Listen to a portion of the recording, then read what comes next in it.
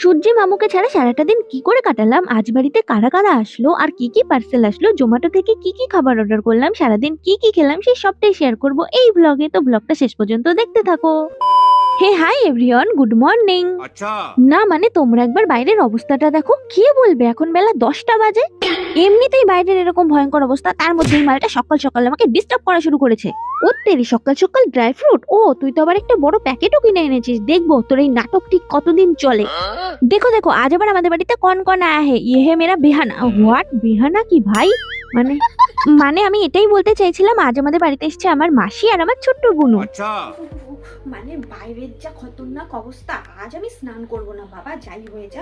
তো এর মধ্যেই চলে এসেছে চান্দুর একটা পার্সেলটা রিসিভ করার পর চান্দু চলে গেল খেতে। এবার তোমরা ওর থালাটা একবার দেখো, মানে একটা মানুষ একসাথে কি করে ভাই এত কিছু খেতে পারে? মানে সরু পেটে একেবারে ওর গরু ধরে।